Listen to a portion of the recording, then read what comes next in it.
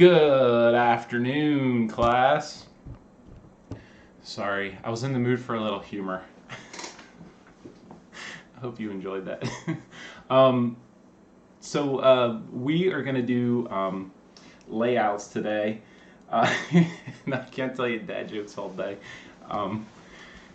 It's one of the best parts about being a dad is it actually matches my humor. My sense of humor is a dad joke. All right, so we're gonna do layouts today. We're gonna do some more work with layouts. So this isn't the first time. You guys have done this before. You've even done this for a grade. But we'll take a look at. We'll make a layout with a couple different map frames and look at some of the other features that you haven't used, like adding a scale bar and adding a compass rose to show the direction of north. All right, so that's what's on the agenda today, and I don't think this will take us the whole time. If we end early, that is fine by me. All right, let's do this.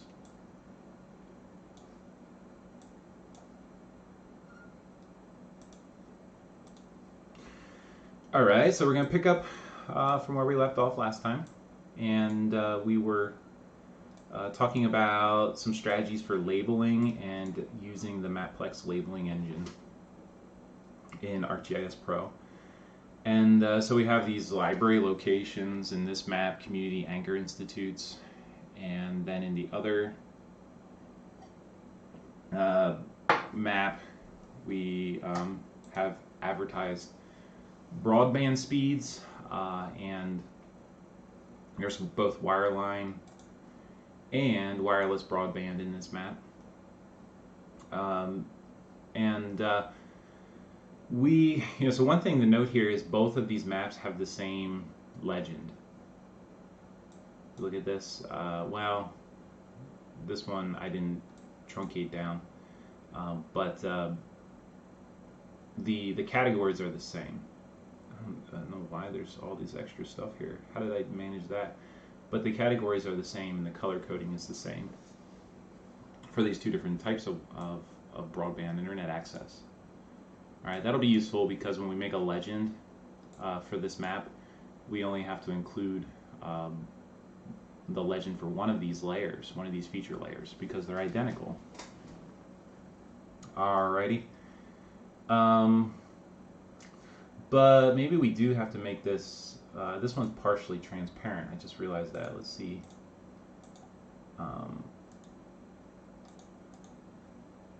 Let's duplicate that. I don't remember what the transparency level was. Let's check it out and fix it.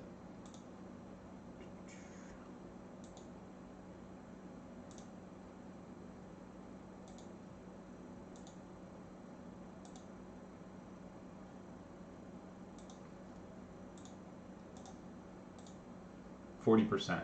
All right, so we'll just duplicate it here.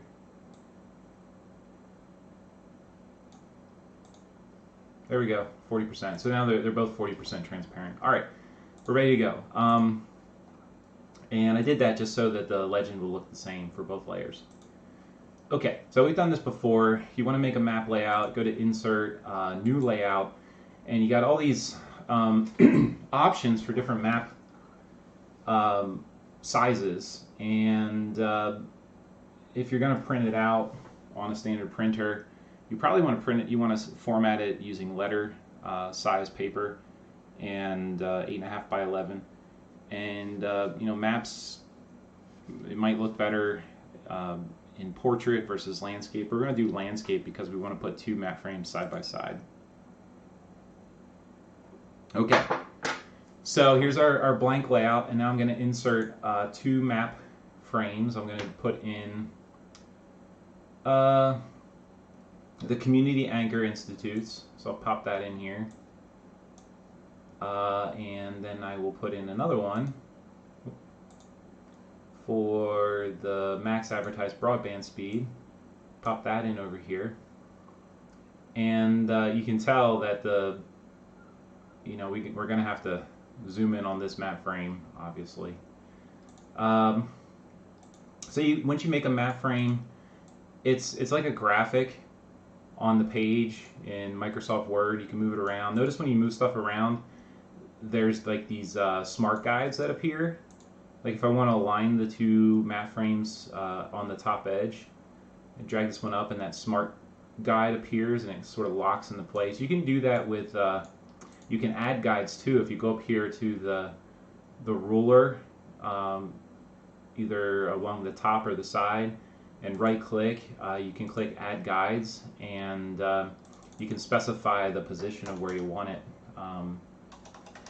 So let's put one at 0.3 inches, and I can lock it into place there. So you can also control how big these mat frames are by dragging the corners like this, but you can also specify stuff. If you click on the Format tab up here in this dynamic ribbon that appears for mat frame, and over here you can specify where you want the anchor point to be.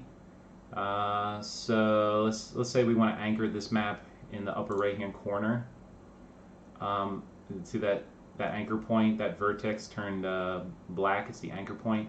So then we can specify the X and Y coordinates on the page of where we want that to appear. So maybe we want it to be, let's see, 8.5 by 11. It's 11 inches this way, so maybe we'll put that at like 10.7. Okay, so it's 0.3 inches from this edge, just like this one. And maybe make the Y, you can see 8.5. Make it, let's try 7 inches. No, that's not good enough. Let's try 8 inches. All right, we'll keep it right there for right now. And you can also specify the size that you want this thing to be. So let's try 5 inches wide by 6 inches high. And let's click on this one, and let's anchor this bad boy at the same Y height as the other one, so they're aligned, and make it the same width, 5 inches, and I made that other one 6. Let's make this one 7 inches. Okay, I mean you can you have complete control over this. And that's creepy. There's this huge raven hanging out around my house. It was out on my deck earlier today, and I just saw it by the window, right where I am right now. The raven. What does it mean? I think the raven is my spirit animal. What's it trying to tell me? Oh my God, it's creepy. It's just hanging out. All right. All right, what next? What next? I lost my train of thought. Quoth the raven.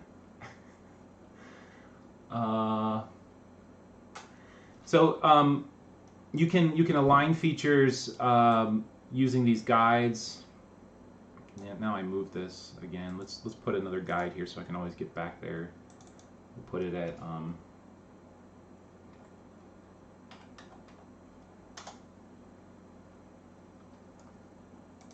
there we go. We can get it back there where it was. So, if this was down here and you wanted to align these two features, you can select the two. And I hold down Shift and select this one. And then you can come up here under the Format tab under Align. And you can align the tops, which is what we want to do here. You can align the middle, so they're centered on the page. Align the bottom. That's not what we want. Align the middle. No. So typically what happens when you do this is the selection order matters. Like if I click this one first and then shift click this one, this mat frame will be aligned to this mat frame and not the other way around. That's typically how it works. You can also align relative to the page. So like if I wanted to center these two bad boys on the middle of the page, I could do that. Try to click that off. If you wanted to distribute these things horizontally, uniformly, You can use, and it doesn't really make much sense for two things, but if you had 3 or more things, you can distribute them so they're equally spaced horizontally or vertically using this functionality. So they're not even options because I only have 2 things selected. Okay. So there's a lot you can do, but so these are just at this point, these are just images on the page. All right. They're not they're static.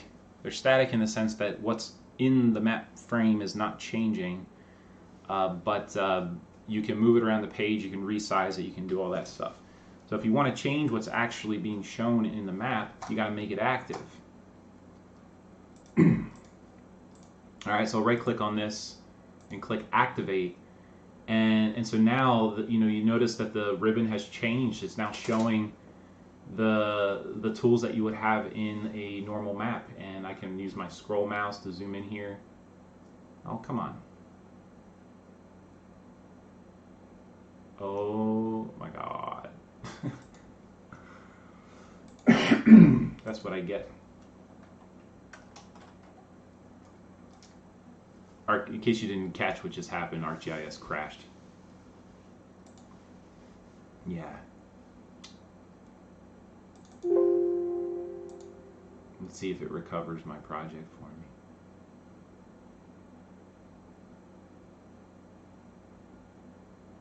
Well, better than nothing. Alright, so it's not quite the same as it was. But it'll do. Alright. So I could resize these things. I showed you all those tools, but let's just keep moving. So I want to change the way this map looks. I got to make it active. So I right click on it and click activate. And now that it's activated, I can use my scroll wheel to zoom in here. I can even use bookmarks. So one of the bookmarks here is let's take a look at this, Utah County. So it'll zoom to that extent. And you see the stuff being rendered. I can click and drag to show a slightly different area. All right. So when I'm done messing with the map extent, I can even turn off layers. If I want this feature layer to go away, I can turn it off. Okay, so you're controlling that map. And when you're done though, and you want to get out of active mode, you click this button here to go back to the layout. Let's mess with this one. So a lot of this stuff you've seen before. Zoom in the Provo. There's our labels, they appear. Okay. All right, so let's talk legends. You guys have done this before. I want to put a legend in here. Let's select this map frame. Okay. Oh, if you want to rename the map frame, you can. This is like max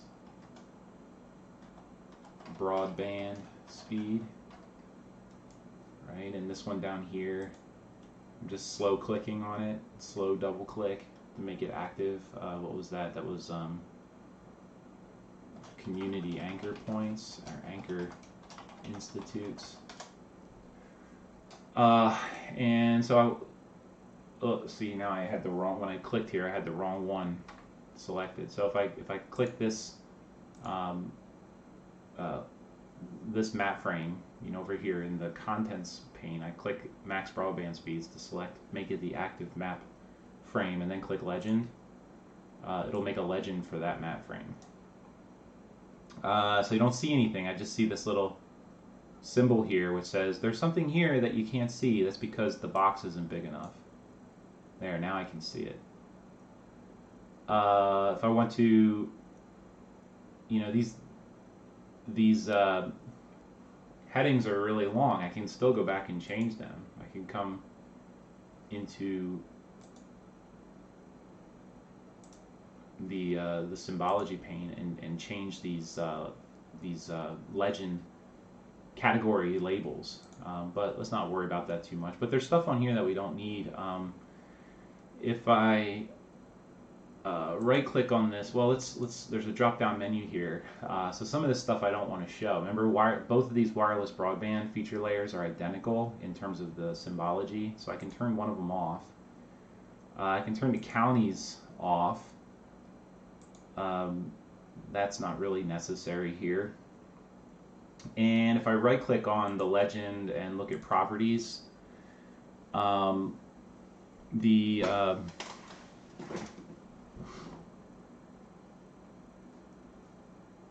see. You can, long story short, you can control pretty much everything.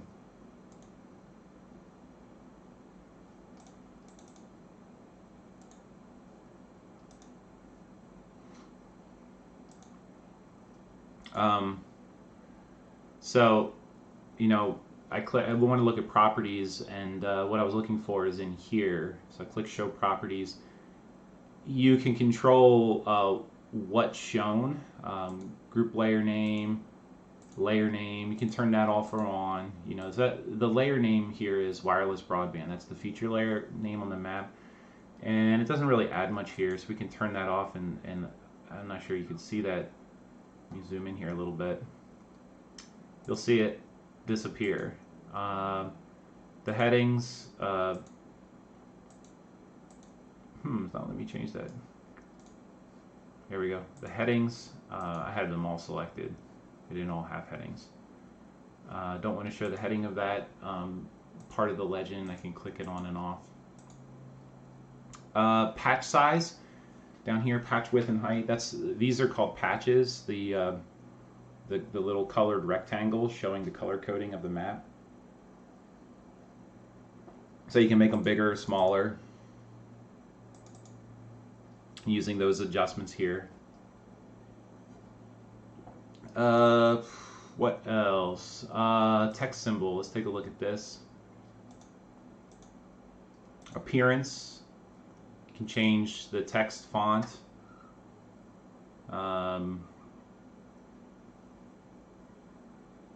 Maybe you really like Times New Roman.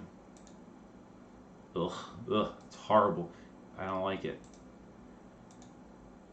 Ugh, Arial, so boring. Whatever. Okay, you can change the font size, make it smaller, make it bigger. What else can you do here? Position. You can justify things horizontal, center things, center it vertically and horizontally. That's probably not going to look very good in this case. So these settings right here, well, let me show you what it does. I'll put it back to 0. It sets this distance between the patches and the text. Let's see, what else?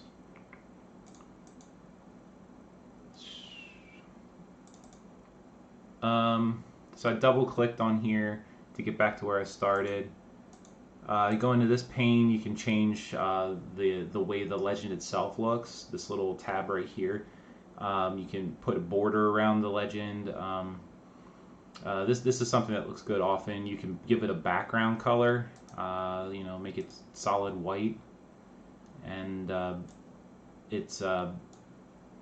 you can even, so one thing that works here is if you add a little bit of a gap between the patches and the text in the legend and the box, the solid white box. See what that's doing? It's adding a little buffer. You know, we're making something that's a thing of beauty here that you want to share. Yeah, a border. I'm not sure that adds much here. If you add a border, you know, let's add a border. See, the border is it tightly bounds the text in the patches. So if you want the border to be out, if you added a gap with the background, you got to add that same gap with the border to move it out. Okay, but I don't want a border right now. We zoom out here, you know, so something like this would work with, you know, a map like this because there's not much going on up in the upper right, so you're not really covering up that much in terms of the interesting features of the map. But if you want to be able to see through the legend, you can do that too. You just gotta, you know, so I changed the color in here to white. If you go to color properties, one of the options down in here is transparency. So you can set, I don't know, a transparency level so you can see 30%. You can see through the legend box a little bit. All right, so the sky's the limit. You got pretty much full control over how you want your legend box to look. You know, I was working with Alexis last week. I think we were looking at a legend box that she had created, and there was like there were legend items for a particular feature layer in her map, and it was like 5 items, and the first one was here, and then the next 4 were in the next line of the legend, and that looks kind of ugly. So there's a setting in here where you can force all of the classes for a particular feature layer on your map to appear in the same column, and that worked pretty well for her.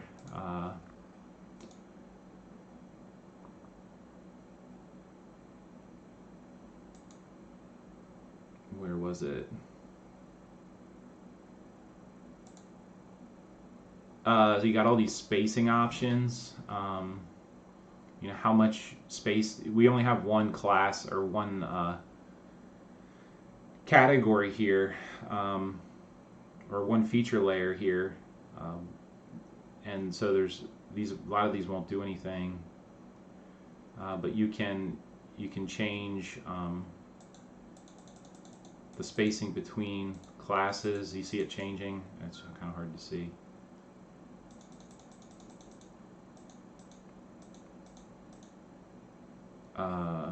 This isn't going to do anything because we don't have different categories. We have one column here, so that's not going to do anything.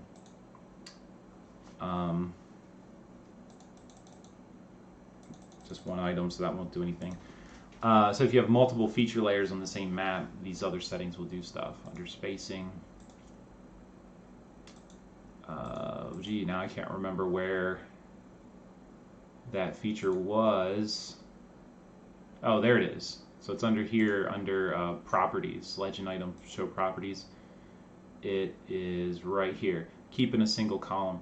So if you have more than one feature layer on your map, and you want to keep all the classes associated with each one in the same column, you click this box right here.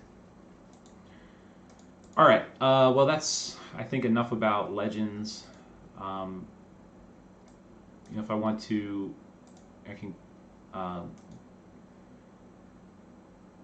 If I want to add a legend, you know, so let's do, maybe not format it, but we can let's add a second legend for this map frame, and I just got to select it over here. It's the Community Anchor Institutes, insert legend, and just kind of draw it in here. And you know, of course, I'd have to go and, you know, make it look the same as this or something like it. All right, but let's not do that.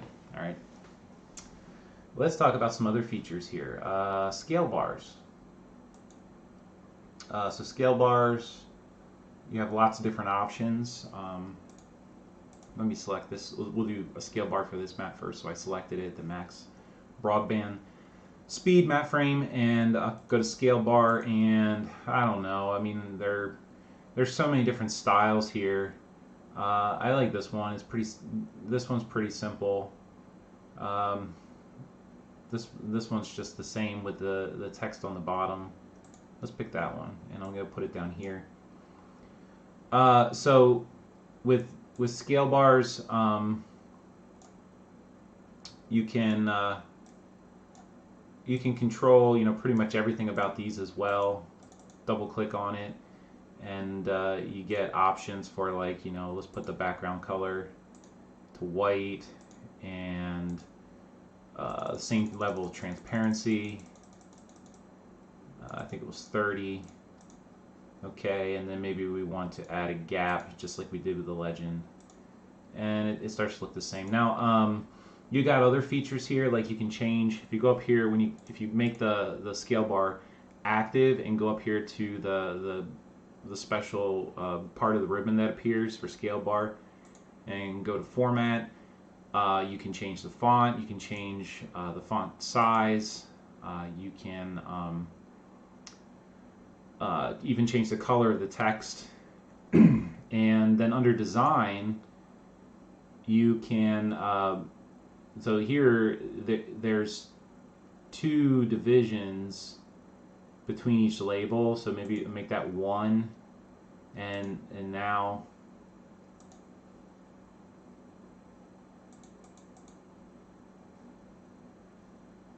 well, maybe two, make it two subdivisions, so now it's marking 0, 10, and 20. Make it 4.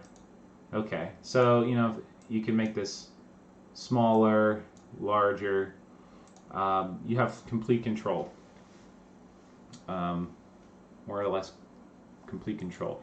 And maybe you want to align this with the lower corner of the figure, so select, or the map, so select that map frame, and then click shift select this, and then we can go to format, align. We'll align left, and then we'll align bottom in 2 steps, and it gets that scale bar right there in the bottom.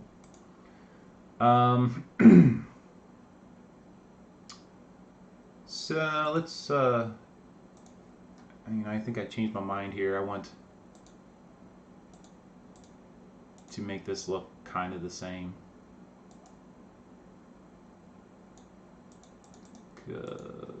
Take the time to do this. Little gap. Show properties. Turn off the headings.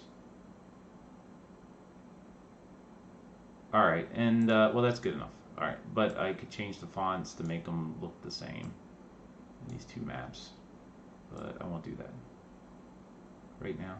Okay, and let's say that you want to then put, you know, these 2 map frames have different scales.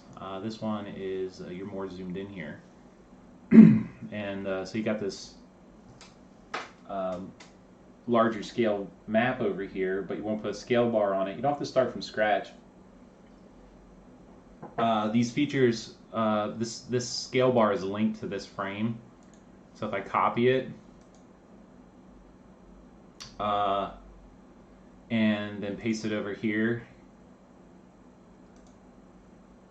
well, I paste it over here. So Alexis is asking if we need a scale bar when you guys do the practical, so I didn't require one last time. Let me think about that. It doesn't really make much. So here, if your map is a choropleth map, and it's like this thematic map where the colors, the color coding of different features on the map is what's communicating the information, scale bars aren't really that necessary. But if you want someone to be able to, like, navigate on their map, and, like, you know, so like here, like maybe you want to know, you know, estimate what's the distance between Springville Public Library and Spanish Fork Public Library. Then a scale bar is really needed. You want people to be able to use their map to figure out distances. And in the same way, if you want people to know, like, what is the spatial relationship between features in terms of compass bearing, you probably want to add a north arrow to your map. But so I haven't done anything with this yet. I just copied the scale bar, but this scale bar is still linked with this map frame. So I can change that easily. I just got to go up here to design, Select that scale bar, go up here to design under this dynamic ribbon that appears, and then go over here and just pick which, see how it's linked to max broadband speed. So I just gotta select Community Anchor Institutes and it'll change. There, see it changed. And then I can, change the limits and everything, just like I did before. Change the number of divisions, all of that. So now it's linked to this map, and you can see, yeah, this is a much larger scale map. Okay, the distance is about 1 inch is like 4 miles, and over here 1 inch is like 15 miles. All right. North arrows. So you can add north arrows to your map, and there's all kinds of options here. You got like these full-blown compass rose, and they're beautifully styled and all that. Everything down to like simple little arrows with an N on top of it. Which one do we like? Let's do this one because it's kind of fancy. So I can just add that down here. Okay. So this is linked to this. If this map used the projection, a projected coordinate system where north wasn't directly up, this would be, look at that, I can change it to magnetic north and it changes. So here map north and true north are the same because it's probably using some sort of Mercator projection. Alright, and if you don't like the color, you can change that. You just got to click on, select it and go over here, and you can change the color to anything you want. Maybe you prefer gray, and then you got gray. Alright, you want to add text to your map, your layout, you can do that too. Dynamic text, well, static text, you can add it with this tool. So you can add, like, this is my map. That's obviously a pretty bad title. Well, let's do this a little bit better. Max advertised broadband speed.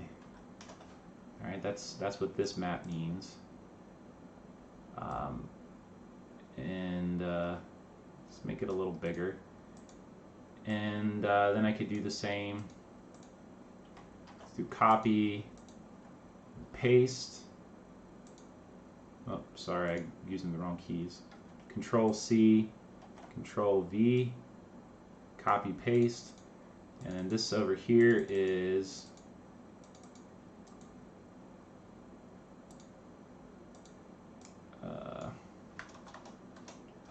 what was it called? Community Anchor Institutes. Okay. Maybe I shouldn't have turned off. Do Y. It was something about Wi-Fi. If you remember that. Wi-Fi access at Community Anchor Institute. Something like that. And you can do, like, if you want to, like, make sure that these features always move with your map. So I can shift select the legend, the map frame, and the scale. And then under format, one of the options is group over here. So now they're grouped together. So if I move that map frame, they all move together. See how that works? Do the same over here. I just want to move stuff down a little bit. Maybe my compass, my north arrow is too big, make it a little smaller. You can just add rectangles, like colored rectangles to your map. You go to insert, and right here, just insert a rectangle. So you can, if you want this to have a gray background, you can do that. Alright, save the best for last. All right, there's a cool feature here that allows you, it's called dynamic text. Okay, new dynamic text. And when you click on that, what you see is like all these options for adding text to your map that is it's dynamic in the sense that what is displayed depends on the data that's being shown in your map. So things like scale, and if you change the scale, this will change. So let's try that. So I'll select this map. Just want the map part of it, and then let's add dynamic map scale, and then right here I'll put the scale. All right, make it nice and big so we can see. And then let me ungroup this for a second. And then if I go into this map and activate it, not again. Unbelievable. All right, well, what you were supposed to see. Well, let's try it again. Now it's going to be like, man, you know what my lesson here today is? Save your project. I don't know. You know what? I just did an update to ArcGIS Pro, and now it's crashing like crazy. Did the update screw it up?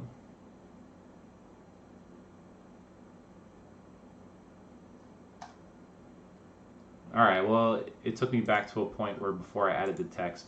But, all right, let's pick it up from here.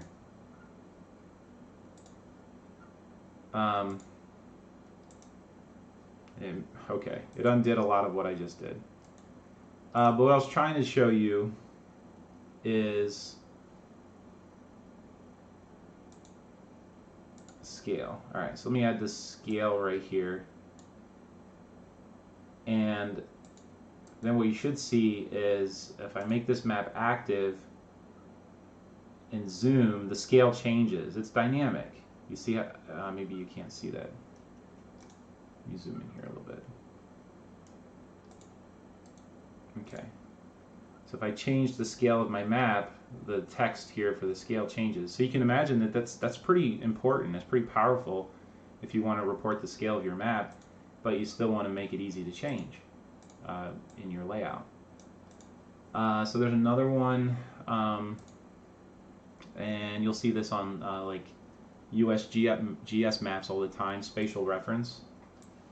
So there'll be a box somewhere on the map that's showing the spatial reference frame for the map. So, I mean, here you're seeing the geographic coordinate system. It's GCS North America 1983. And you're also seeing the projected coordinate system as NAD 1983, Universal Transverse Mercator Zone 12N. And that's for this, that's for both maps in this case, I'm pretty sure. And if I double click this, there's actually a lot here that's not being shown. Like if I make this box bigger, look, there's more stuff here that's not being shown. So, you know, over here in these tags, you can delete the tags. You know, delete that if you don't want to. So maybe you just want to see the projected coordinate system, the geographic coordinate system, and the projection that's used. So we'll delete that. So just the projection, and then just delete all the rest of these things, these tags, okay? And so it's just showing that information, and then you can format this just like any other feature on your layout. But now if I were to go and change the projection, this would update too. All right. Here's something that's interesting. If you right-click on this, these dynamic text objects, one of the options is convert to graphics. Okay, you see that? Convert to graphics. And if you click that, that makes that feature static. Okay, it's no longer linked dynamically to your map, so that the text won't update anymore. So I'm not really sure why you'd want to do that. I'm sure there's a really good reason. When you save graphics as a PDF. I know that if the thing that you're saving has fonts associated with it, those fonts get embedded in the PDF. So this might be a strategy of converting text into basically just shapes that are easier to represent and so you have a smaller file size, maybe. And yeah, I'm sure there's some really good reasons why you might want to do this. You just can't think of any. All right. Anyway, so some new stuff, some old stuff, and the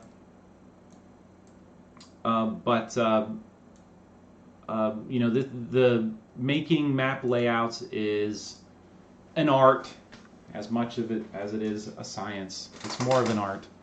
You're making things that look nice and are informative and have just the right amount of content that they get the message across.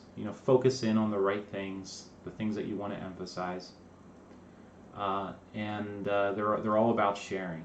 The only reason to make a layout is to communicate. Or I should say, the goal of making a layout is to communicate. You want to communicate your map. You want to communicate something that your map shows with other people.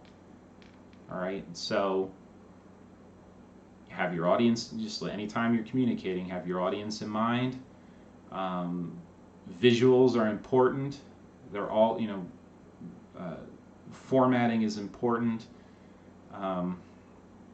We might think that, I think scientists in particular oftentimes fall into this way of thinking where they think, it doesn't really matter how my presentation works. What matters is my data.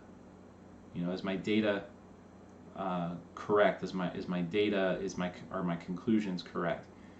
And I guess I have two answers to that. On one hand, yeah, as far as science is concerned, that's true. But you're communicating with people, and people, we use science, but and science is this really amazing tool that we have, but people are people, and the way things appear in visuals, people judge books by their cover all the time. Okay, so if your goal is to be persuasive, you've got to also, you can't neglect the presentation and the way things look. All right. So that's it for today. Let me see. I don't see any more questions in the chat window. So I will see you guys tomorrow. All right. So tomorrow we will work in lab, and make sure you sign up. Okay. If you're planning to come to lab tomorrow, make sure you sign up using the sign up sheet, and I'll see you then. All right. Take care.